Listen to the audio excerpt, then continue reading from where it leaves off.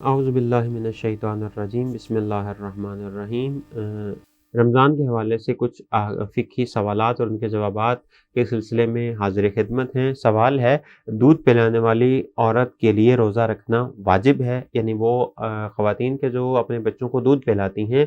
آیا ان کے لیے روزہ رکھنا واجب ہے؟ تو اس کے جواب میں فقہا فرماتے ہیں، وہ عورت جو بچے کو دودھ پلاتی ہے اور اس کا دودھ کم ہو، خواہ ماں ہو یا دایا، اگر روزہ اس کے لیے یا اس کے بچے کے لیے ضرر رکھتا ہو تو اس پر واجب نہیں کہ وہ روزہ رکھے، اور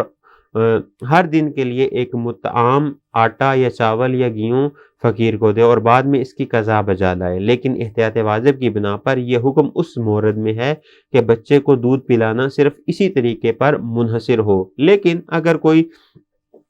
دوسرا طریقہ ہو، مثلا ڈبے کے ذریعے سے یا ٹاپ فیڈ، یعنی باہر سے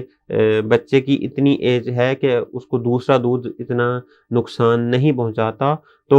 اس صورت میں احتیاط واجب کی بنا پر روزہ رکھنا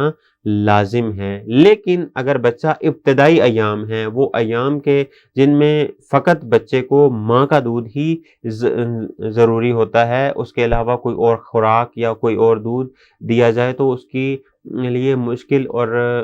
ضرر کا باعث ہو، تو اس صورت میں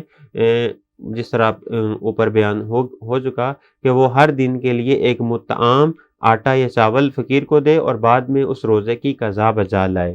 اور بچے کو دودھ پلائے اور روزہ نہ رکھے، اس کے لیے کوئی مشکل نہیں ہے۔